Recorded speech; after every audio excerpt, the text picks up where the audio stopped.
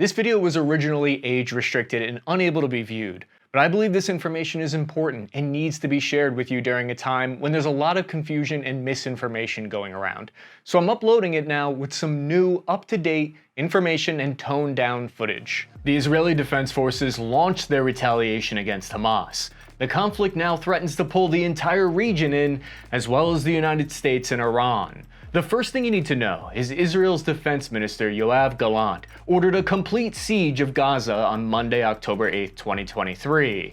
Israel has confirmed that they will now stop the supply of food, water, and fuel into Palestine's Gaza Strip that has a population of 2.3 million people. Israel's retaliation is from the air, ground, and sea. Airstrikes reportedly hit over 1,300 different targets along the border and inside of Gaza. Israel confirmed on October 12th their Air Force had dropped 6,000 bombs.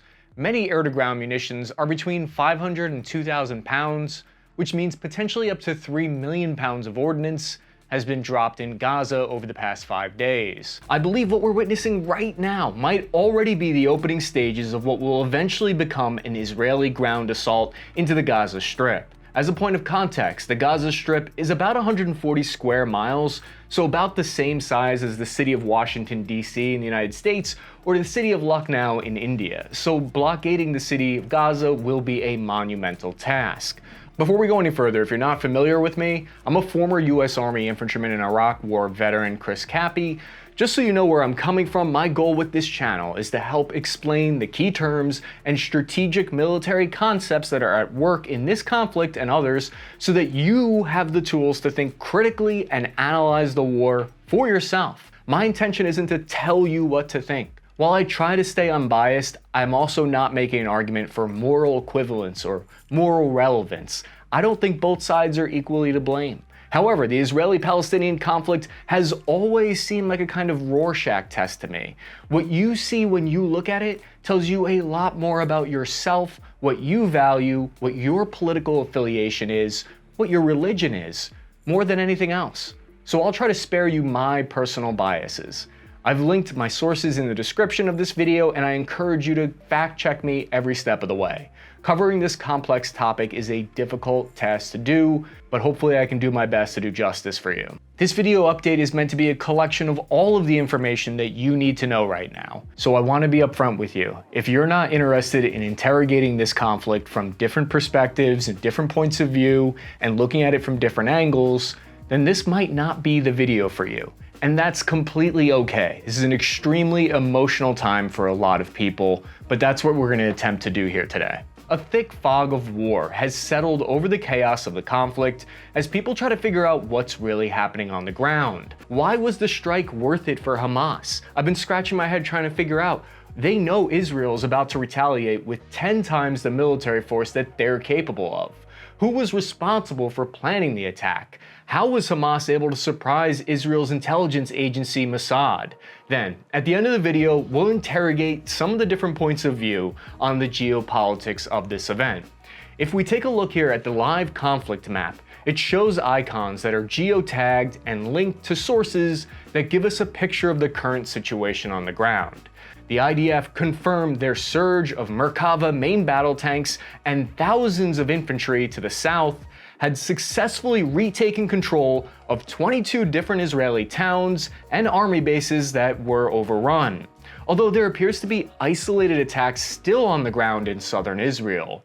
The red icons on the map show us Hamas activity, like them firing rockets, and orange icons show us where the Israeli military activity is happening. We can see here that the IDF captured paper and documents from the fallen Hamas fighters.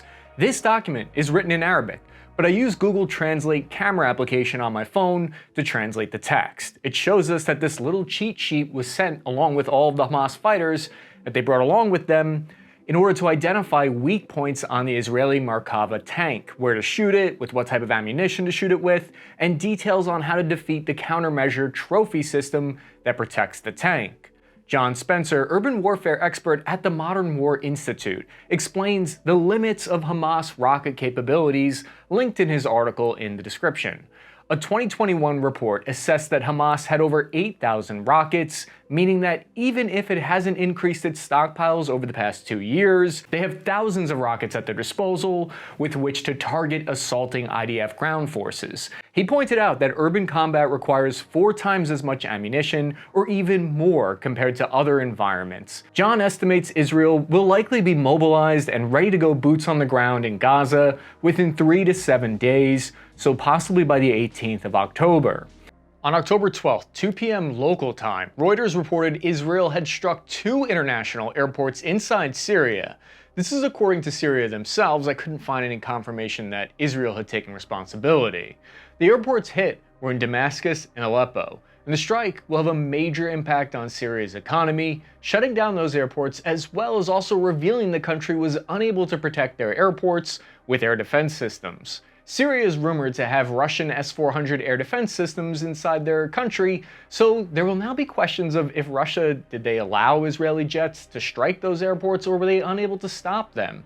Israel has hit these airports in the past, and they never took credit for it then either. We're starting to see how the IDF aims to punish anyone that they feel funds Hamas, or might think about opening up a new front against them. The Institute for the Study of War is a resource that consistently proves to be accurate with their analysis in many different conflicts. They stated that Hamas militant wing, the Al-Qassam Brigade, launched an attack into the Israeli town of Rayat, which is approximately 30 kilometers east of Gaza, on Monday, October 9th. This is likely why Israel's told their citizens to shelter in place for up to 3 days, because there could be Hamas infiltrators in Israel. Initial estimates claim that 1,000 Hamas fighters participated in the original assault, although conflicting reports from the IDF claim they've recovered 1,500 KIA Hamas fighters inside their borders. This gives us a better idea of the strength of the initial surprise attack. There's no exact science for calculating a typical death to wounded ratio in wars, because the conditions in each war are so different, but a rule of thumb is usually there's 1 death for every 3 enemy wounded. This calculation in this specific attack could be very different though, because this might have been a one-way kamikaze mission for these Hamas fighters, the tactic that they're known for using. This live update from the ground shows us a report that 3,000 weapons were left behind by the KIA Hamas fighters, which indicates the attack was meant to be even worse than what they were able to pull off. The orange castle icon is showing us engineering activity.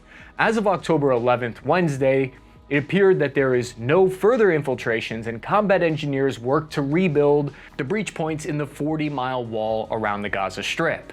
This security wall took 140,000 tons of iron and steel and 3 years to build. It was finished only in 2021, and it cost an estimated $1.1 billion to complete. The wall was partially Israel's alternative to occupying inside Gaza, which they had done for a period of about 40 years in the past. The Washington Post wrote a great article linked in the description detailing the wall's capabilities and how Hamas was able to defeat it in 29 different locations where they breached. Part of the reason the wall was built was in 2014 Hamas used underground tunnels to attack Israel. That's why this wall extends deep into the ground with a concrete barrier, and there's even sensors on this barrier to detect if Hamas attempts to dig tunnels under it again. History nerds might be thinking about the Maginot Line right now. According to the New York Times, Hamas used drones to destroy the military's cell phone communication towers located behind the safety of the wall, which shut off the alarm systems across the wall. Hamas snipers then fired coordinated shots at all of the soldiers, the IDF troops stationed in the observation towers, and the cameras posted along the 40 miles of wall, which kept their heads down and meant that they were essentially blind. This slowed down the IDF response by valuable hours, because control rooms behind the wall were unable to see bulldozers breaching the wall. We'll get into IDF doctrine later, but recently they've started relying very heavily on technology and sensors and AI systems in order to coordinate the battlefield. One of the downsides of this is you're vulnerable if this tech gets destroyed. Major troop movements are underway.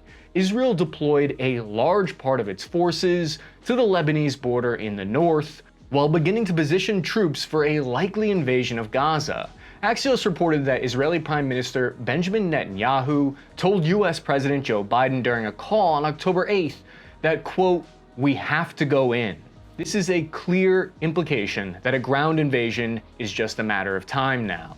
If Hezbollah, Syria, Iran attack Israel, it could potentially pull the United States into the conflict. Hezbollah made a statement about the US sending aircraft carriers to the region, quote, "Sending aircraft carriers to the region with the aim of raising the morale of the enemy and its frustrated soldiers reveals the weakness of the Zionist military machine. Our nation and the resistance factions are ready for confrontation until final victory and complete liberation are achieved," end quote. The strength of Hezbollah varies widely from different estimates. If you look at what Jane's, that's a good resource, what they say, or if you look at what Hezbollah themselves say. But it seems like they're between 25,000 and 50,000 strong, although in 2021 the group's leader did claim that they had 100,000 in size. Hezbollah's military budget runs about $700 million a year, according to a 2018 US official estimate. But troop strength isn't really their greatest asset.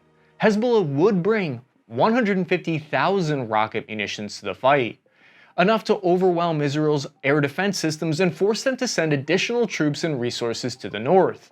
According to new reports on October 12th from the Wall Street Journal, quote, "Hezbollah has privately warned Israel that it's prepared to open a second front if Israeli forces launch a ground assault into Gaza," according to Arab officials and diplomats.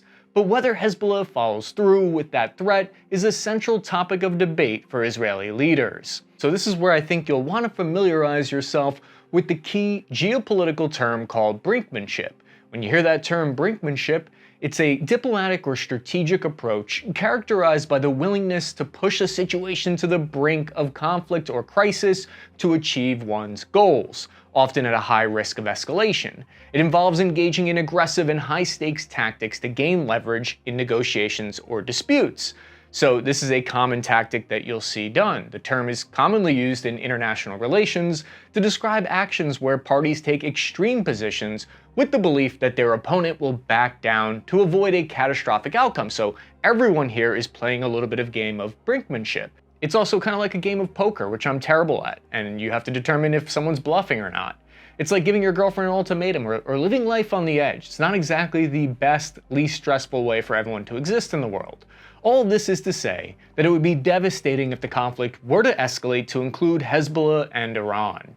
The Institute for the Study of War reported the head of the Iranian-backed Badr organization, Hadi al-Amiri, threatened to attack US forces if the United States intervened in the war to support Israel. According to the Wall Street Journal, Hezbollah and Israel have already engaged in limited artillery strikes that 3 Hezbollah militants were KIA in. The US Pentagon warned Hezbollah to think twice before opening a second front here, stating they would come to Israel's defense. Geopolitical experts would say there is a non-zero chance of this escalating. The live map shows us that since Saturday the 7th, we've gone from like 0 reports of activity on the northern border with Lebanon to slowly more and more incidents of anti-tank missiles hitting Israeli armored vehicles and infiltration attempts at the border where Hezbollah is trying to infiltrate from Lebanon. It's important to remember there's a United Nations peacekeeping force deployed along Lebanon's southern border. It's composed of 10,000 peacekeepers from 46 different nations. They're tasked with helping the Lebanese army keep peace in the south of the country. Lebanon's army is separate from Hezbollah. The force has a budget of about $470 million per year. If you're wondering where that peacekeeping money comes from, if you live pretty much anywhere in the world and pay taxes, it probably comes from you. Many countries contribute to funding these peacekeeping operations by the UN. We pay taxes to our government, and then our governments essentially pay taxes to the UN. In theory, everyone is contributing to keeping the peace, in theory. Initial reports were 100,000 IDF reservists were activated, but new reports are now stating that 300,000 have been mobilized of the 450,000 available. So what type of equipment will the IDF deploy with? The IDF has a total of 1,190 armored personnel carriers. Many of them are heavily modified main battle tanks with their removed cannons and turrets, giving them increased survivability and room for up to 9 dismounts. and they're perfect for urban combat. That's what they're designed for. There are 5,000 of the older M113s in storage that have armor that's not as good, can't stop a hit from an RPG, for instance. If they need to bring additional Victors into service, they have those old M113s though. According to open source intelligence estimates, in the public domain, Israel has 10 Iron Dome, 4 Patriot missile systems, and 2 David Sling batteries to provide cover from rocket attacks. A squadron of fighter jets is 18 to 24 aircraft, and Israel operates 3 squadrons of F-15s, 9 squadrons of various types of F-16s, and 2 squadrons of the most advanced stealth F-35s. Israeli artillery is stacked, with 600 155mm 109 self-propelled howitzers. These are artillery vehicles that can drive themselves to the front, fire, and then move. There's 300 Salam M71 towed artillery that need to be towed by an additional vehicle and put into place. 48 of the M270 rocket launch systems from the Americans, which are very similar to the HIMARS that you might be familiar with. And we have a video with more details on that system linked here. If you're interested, just click up there. They have 300 portable mortar systems that are moved along with the infantry on the ground. A large majority of the IDF has night vision equipment and optics on their more advanced AR platform rifles. This information is all publicly available. And the point of what I'm saying here is that Israel's military power is far, far stronger and technologically superior to that of Hamas. That's mainly running with AK-47s and makeshift rocket launchers. Hamas does deploy man-pads, but there are no reports of Israeli fighter jets having been shot down as of yet. This is where we should familiarize ourselves with a key concept that you're going to hear about in this conflict. It's called power dynamics. In the context of the Israeli-Palestinian conflict, it often refers to the significant disparity in power, resources, and influence between Israel and the Palestinian territories. Supporters of Hamas use this concept to justify their actions. Israel, on the other hand, states that this power disparity does not change the fact that they have the right to protect themselves. For a nation of 9.3 million people in Israel, it can be very taxing and expensive to mobilize 300,000 troops for a long period of time. For context, they're surging to about a third the size of the US military, and they have a population of 330 million people. This is part of the reason as to why the Israeli Defense Forces strategy is often built on the military concept called violence of action. Violence of action is a term that we use in the military to describe a particular mindset and tactical approach that emphasizes a few different factors: overwhelming force, speed, aggression, and decisiveness when engaging an adversary or executing an operation. It involves taking swift and aggressive action to gain a significant advantage over the enemy or opponent. This is the mindset that you need to have if you want to survive the brutality of close combat urban warfare. Part of the reason Israel does this is because taking 300,000 people out of their jobs, calling them up from the reserves, and out of their economy for a prolonged period of time will be draining on their economy. They're certainly capable of doing it, but it comes at a cost. One factor that can be limiting for the IDF is that their logistics may not be able to sustain a prolonged conflict at that number of activated troops at its current state, because it's not designed for this. Israel wants to end the conflict quickly and decisively. Hamas is going to try with their strategy to drag it out, hoping another front will open up in the meantime. We have a very good idea of how Israel will fight because in 2020, the Israeli Defense Forces announced the development of a new operational concept called decisive victory that would change the way Israel fights wars and how they define victory on the battlefield. In the past, the last doctrine was called systemic operational design, and the critics said that it was kind of this postmodern theory of fighting. It was very complicated and dense, relied too heavily on the Air Force, and deprioritized the infantry, which were kind of skirted into a security role, which resulted in losses during the 2006 war with Lebanon.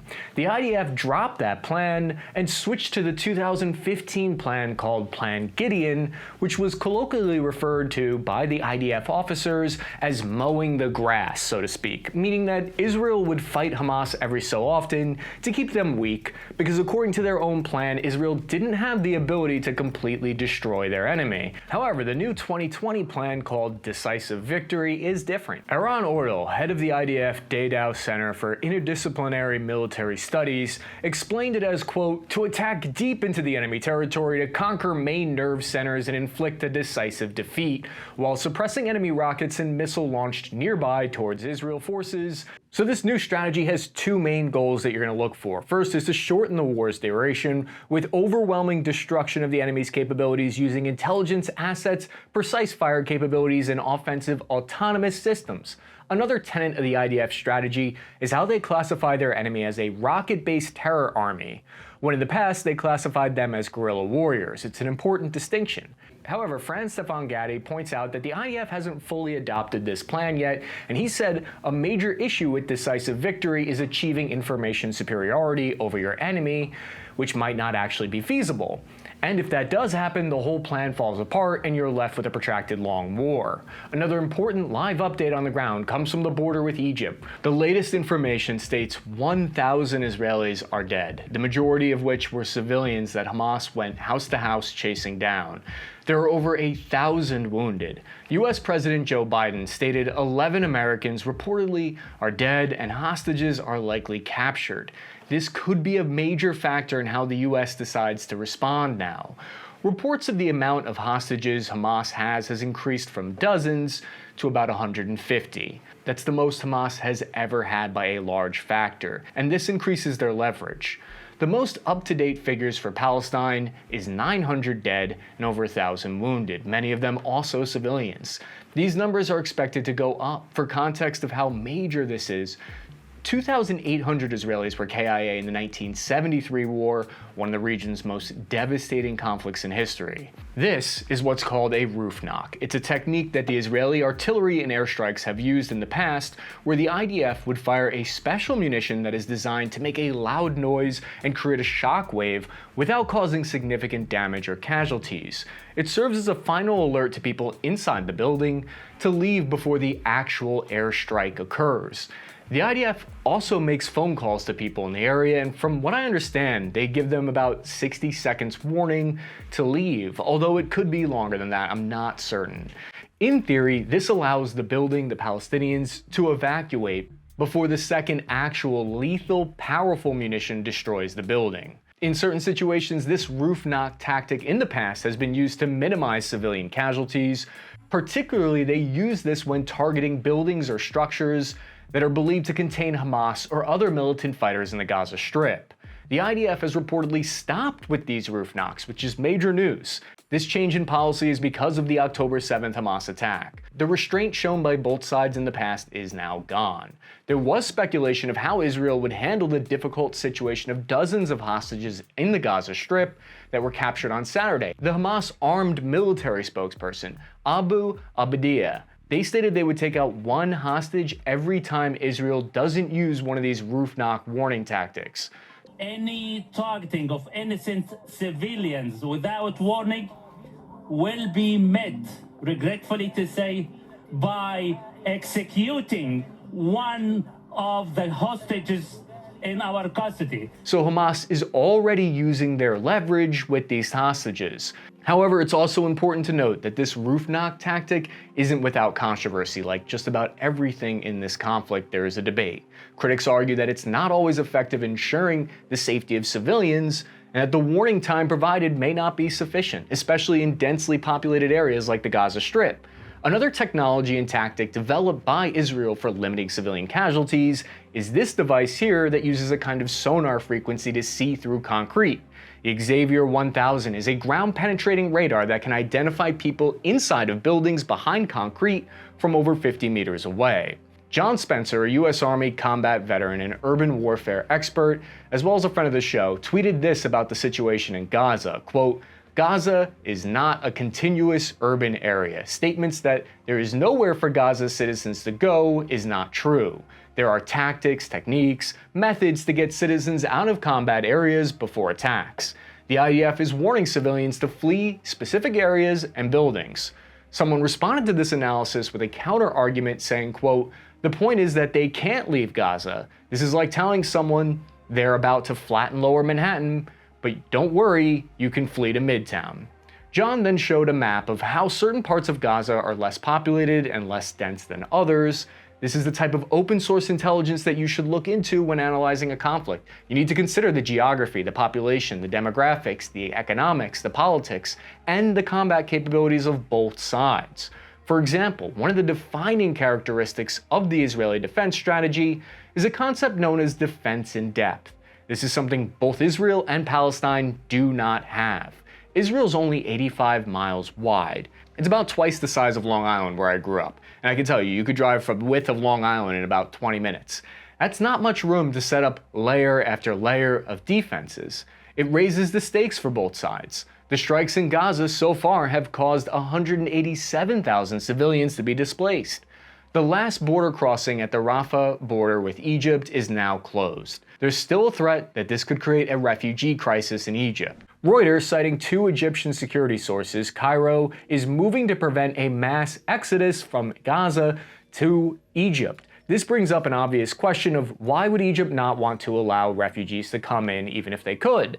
The first reason is political, because Egypt does not have a good relationship with Hamas that rules Gaza. Hamas has connections with the Muslim Brotherhood, which Egypt sees as a terrorist organization. Egypt's worried that Hamas could come into their country and collaborate with existing militant groups inside of Egypt, causing instability. Second, because we need to be aware that Egypt's dealing with an economic crisis right now and is concerned whether or not they could shoulder the burden of increased refugees. There's a phrase in both Arabic and Hebrew that I think is relevant here. Inshallah, or Berizat Hashem. It means God willing. And God willing, I'm praying for the safety of civilians on both sides right now.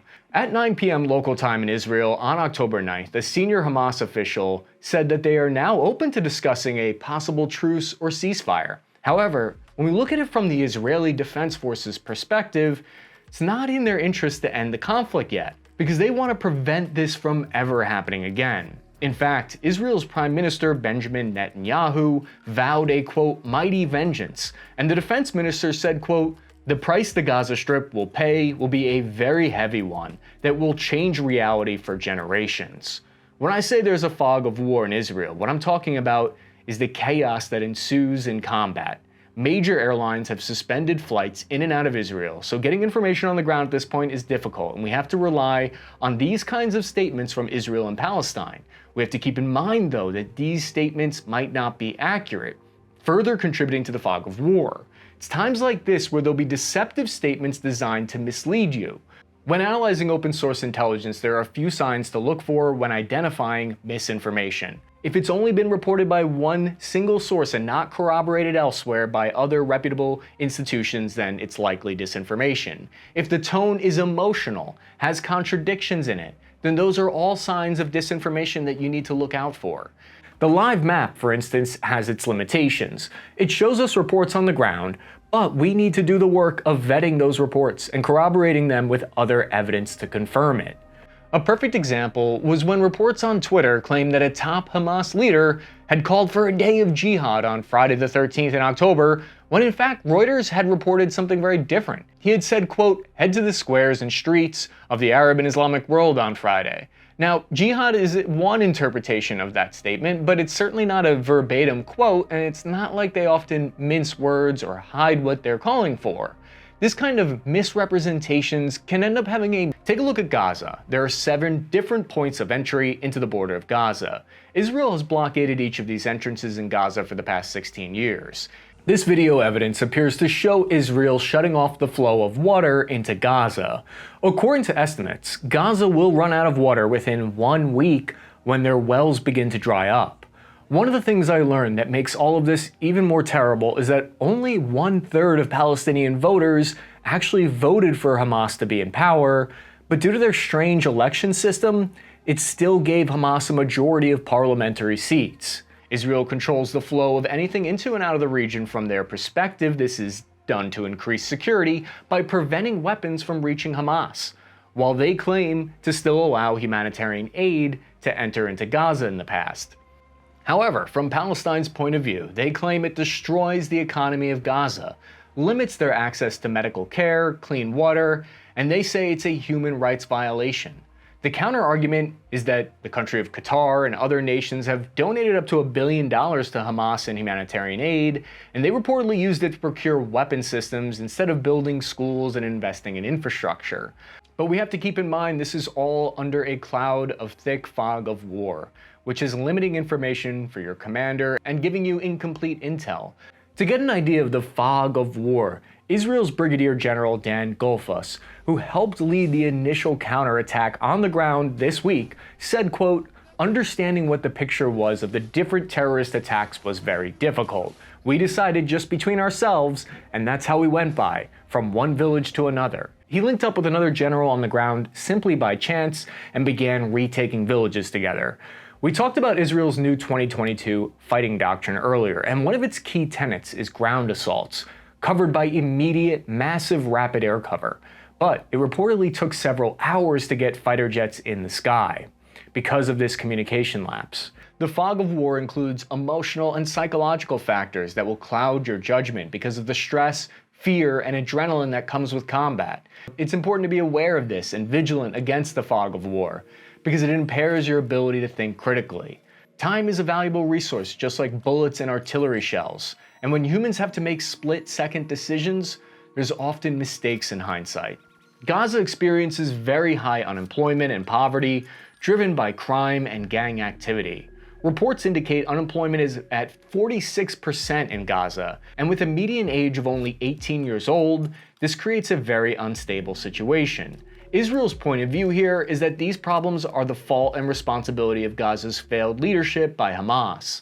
Hamas states that these problems are because they say they're essentially living in an open-air prison controlled by Israel. Take a look at the Erez crossing. It was completed in 2007 at a cost of $60 million approximately. 20-foot-high concrete walls protect the checkpoint.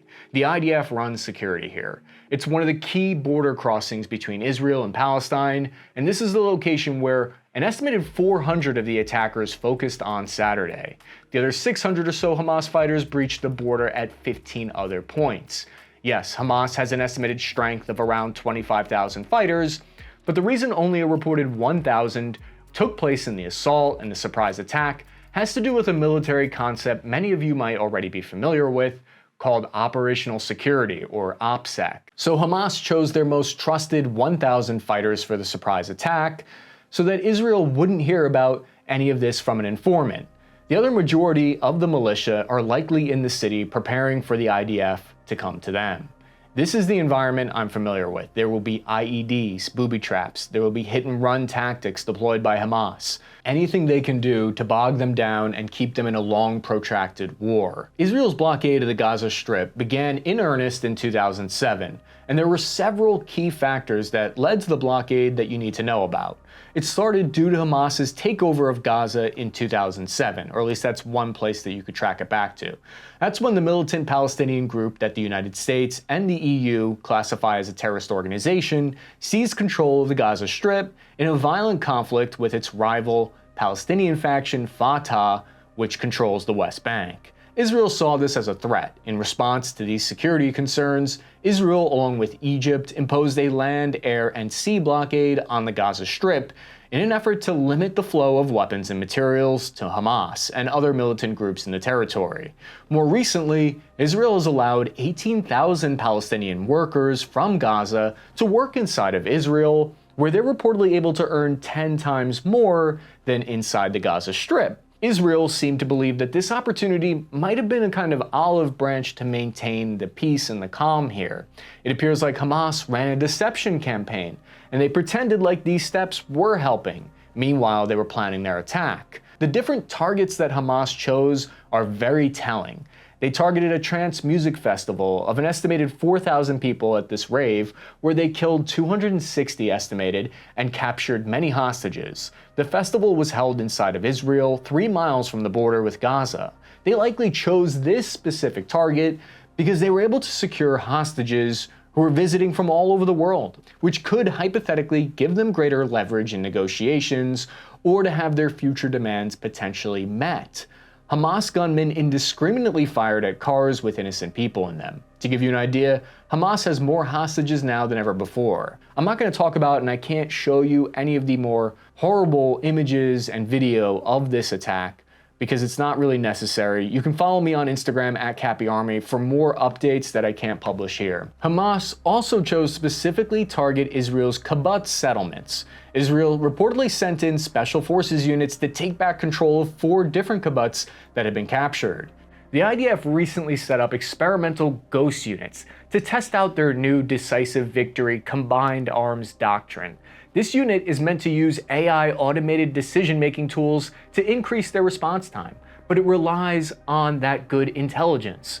The ghost unit's commander was KIA after he took out 10 Hamas fighters, recapturing the kibbutz in the southern community of Reem. Here's what one of the IDF officers had to say about the situation in the kibbutz. It's not a war. It's not a battlefield. You see the babies, the mother, the fathers in the bedrooms, in the protection rooms, and how the terrorists kill them. It's not a war. It's not a battlefield. It's a massacre. It's a terror activity. The Israeli Special Forces units are made up of the 26,000 professional soldiers in their army. Some fraction of that is the SF units. The other 100,000 are conscripts. Conscripts in Israel's army are actually very well trained. Their length of service is between 2 to 3 years long, which is far longer than some other nations where it's only 6 months to a year. But what is this kibbutz that Hamas captured and attacked? Kibbutz is an incredibly important concept to understand in this conflict, and it actually ties together a lot of events. The Hebrew term means gathering. Kibbutz were originally founded in 1910. They're Jewish settlements created so that their population of immigrants could start contributing to Israel. From their point of view in Israel, it helped solidify their borders. Kibbutz are based on a communal living and education system. By 2023, there were over 230 kibbutz with a population of 126,000 people. Their factories and farms account for 9% of Israel's industrial output and 40% of its agricultural worth, a total of $9.7 billion they produce annually. Hamas specifically targeted the kibbutz because they consider them as a form of occupation and colonialization of Palestinian lands. The kibbutz Be'eri is a self-sustaining farming community of 1,000 residents near Gaza. According to CNN, it was one of the first places targeted by militants who breached the border early Saturday morning and was hit hard with over 100 killed and hostages taken from here. This is a kibbutz named Carmia, where sporadic firefights continued all the way into Monday, October 9th. Carmia was established on the land of what was formerly the Palestinian village of Harabia, which was depopulated during the 1948 Arab-Israeli War. So this gets us into what, according to the United Nations, is called the Nakba, which means catastrophe in Arabic. It refers to the mass displacement and dispossession of Palestinians during the 1948 Arab-Israeli War. This war saw Israel take control of large sections of land, giving them a strategic edge of having more defense in depth. That's what they wanted. But I'm going to try to avoid getting too much into the recrimination trap, where one side accuses the other of similar misconduct or wrongdoing. An article from The Guardian states, quote, "Sources have speculated that Hamas's operational security may have been so tight that even some members of its political leadership may have been kept out of the loop. Participants in the assault, it has been suggested too, may have been trained without knowing until the last minute what their objectives were, including, according to one report, in a mock Israeli community where they practice going house to house. An Israeli colonel, Jonathan Steinberg, was KIA during the attack at another key crossing called the Keren Shalom crossing on the Gaza border. 42-year-old Colonel Steinberg was the commander of the Nahal Infantry Brigade. He was an important commander in charge of 4 battalions, that's between 3,000 and 4,000 soldiers. But who was responsible for planning the attack? We're getting conflicting reports here. The Wall Street Journal reported that they've spoken to senior members of Hamas and Hezbollah that confirmed the attack was planned and authorized by Iran. The preliminary reports indicate Iran security officials gave the green light for the attack at a meeting in Lebanon's capital city of Beirut in late September. The claim is that the Islamic Revolutionary Guard Corps trained and worked alongside Hamas in this assault. On the other hand, Mohammed Midari, who is a senior Hamas official, said that Hamas planned the attacks on its own when he said, quote, "This is a Palestinian and Hamas decision." The official word from Iran's diplomats is that they support the attack but did not direct it. White House National Security spokesperson John Kirby had this to say. The fact that certainly Iran is complicit here. I mean, they've been supporting Hamas now for many, many years. Training, capabilities, financing. And there's no question that they are a state sponsor of terrorist groups like Hamas. So there's an air of complicity, no doubt about it. And we are looking actively to see if there's evidence in planning or resourcing these attacks. We just haven't found it. In fact, it looks like Hamas, in their own promotional videos, showcase Iranian military technology. These kamikaze attack drones, for instance, that Iran also supplied to Russian forces to use against Ukrainian civilian and infrastructure. The attack occurred on a Jewish holiday, and I've gotten many emails from IDF soldiers and reservists who said a lot of their troops were away on leave or away on holiday, so a lot of the outposts were only on skeleton crews of only a few soldiers. Way less strength than usual. The attack looks like it was coordinated to occur during a period of time when Israel's military is distracted by internal political divisions concerning Prime Minister Netanyahu. These divisions are so strong that over the past few months, there were reports of Israeli reservists stating that they wouldn't answer a call if they were activated. In fact, 1,100 Israeli Air Force reservists were boycotting at the time of the attack, including 400 pilots. 10,000 reservists across the entire military, but the short version of why they were refusing is because a new law that they didn't want was passed. The new law would be a key bill to weaken Israel's judiciary. Legal experts say that it was a critical check on the political power in Israel because under the new law the Prime Minister Netanyahu created, the government will be able to hire and fire public servants without the intervention of the court. This is, of course, an oversimplification, and I'm no expert in Israeli legal system, but this is a key aspect to what happened and why there was some internal division inside the IDF at this particular moment. Many of them have changed their minds since then in light of these attacks. Israel's Mossad intelligence service, which is kind of like the American CIA, they use digital and satellite monitoring, that they even deploy predictive facial recognition technologies at the Gaza border. But all of these technologies and all of this money, it didn't work. Hamas caught Israel's security services off guard, and some even suggest this caught the American intelligence agency, the CIA, off guard as well. Something that may have contributed to Hamas maintaining an element of surprise is corruption. Corruption has been on the rise in Israel, according to a 2022 Times of Israel report that stated Transparency International had given Israel its worst corruption index score of 59 out of 100 that year.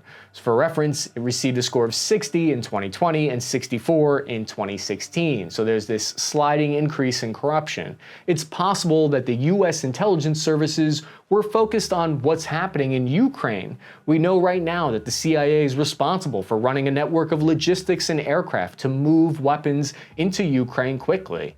These operations eat into CIA manpower and resources, and in fact, there were many warnings leading up to the attack, including in January 2023, back when the CIA director Bill Burns actually visited Israel due to security concerns. The same month, the United States took from a vast but little-known stockpile inside Israel, according to the New York Times report that stated 150,000 artillery shells were withdrawn by the United States from Israel and sent to Ukraine. For reference, 32,000 artillery shells were fired during Israel's 2014 Gaza war, so we know it'll likely be way more than that this time.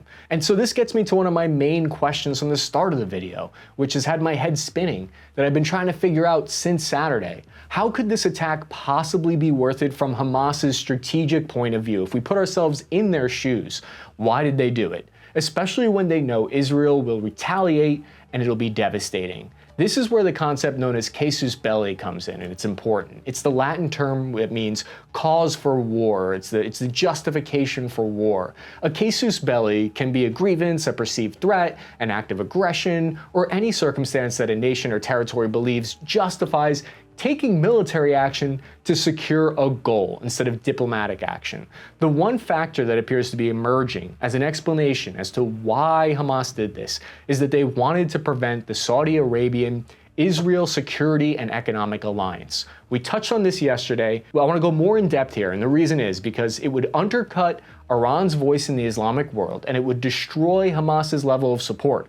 If Saudi Arabia was in a security alliance with Israel, they might have viewed that as an existential threat. Hamas viewed that as an existential threat, justified or not. From Hamas's point of view, if they attacked Israel at any time in the future after that agreement was signed, that would pull Saudi Arabia automatically into a war against Hamas. This might be why Hamas believed this attack was worth it, despite the heavy price that they're currently paying and they're going to continue to pay. It looks like for now they might have actually achieved their goal, because normalization of relations, or Saudi Arabia recognizing Israel, has been put on hold for the foreseeable future. Some preliminary reports indicate that the Saudi Crown Prince might have said that he stands with Palestine. Evidence to support this idea that this was the casus belli comes from the Hezbollah leader himself, Hassan Nasrallah. He stated, quote, "It sends a message to the Arab and Islamic world and the international community as a whole, especially those seeking normalization with the enemy, that the Palestinian cause is an everlasting one, alive until liberation and victory." Hamas and Iran have aligned incentives here. Iran wants to stop this alliance between Israel and Saudi Arabia because of a little talked about geopolitical project called the India-Middle East Economic Corridor, and I don't see anyone talking about this, but it was recently announced in September 2023. And Turkey and Iran oppose it because this corridor bypasses them. This infrastructure economic project would run It's massive. It would run from India through the UAE, into Israel, and then into Europe. The United States was also a part of this project, and it's going to include 2,650 kilometers of railway that upon completion will provide a reliable and cost-effective shipment of goods, telecommunication services from India to Europe. This would have threatened China's similar Belt and Road Initiative and the North-South corridor that Russia and Iran rely on. Tensions had also increased, it's not just that, tensions had increased since 2020 when Prime Minister Netanyahu announced Israel would annex parts of the West Bank. 80% of the Israeli Standing Army was deployed policing the West Bank because that's where the focus was. The IDF thought the main threat would be in the West Bank, where they were attempting to annex. Since 1967, Israel has built more than 130 settlements in the West Bank. Today, 70,000 Israeli settlers live in the territory, about 200,000 of them in East Jerusalem. What happened was in 2017, Netanyahu's government passed a resolution to start unilaterally annexing the West Bank.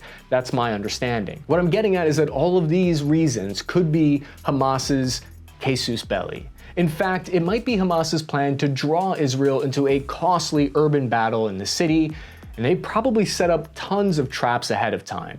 John Spencer on X, formerly Twitter, explained how Israel's assault into Gaza might look based on what they did in 2014. John states, quote, "It's likely the ground invasion being planned now will be a much larger force, Nahal and Golani brigades definitely in the front again." This next section will outline for you exactly what the United States' response has been so far, from military movements to diplomatic statements. Defense Secretary Lloyd Austin said on October 8th, Sunday, that he had ordered the U.S. Navy's new Forward Carrier Strike Group to sail to the East Mediterranean Sea, close by, close enough to fly sorties and bombing attacks into Gaza if they needed to. Defense officials claim it will quote-unquote be there very soon, which to my mind, that claim sounds like it's going to be few hours to a few days. It carries up to 90 combat aircraft, so a couple of squadrons. It's got F-35 Joint Strike Fighters, F-18s, F Super Hornets, as well as E-2D Advanced Hawkeye.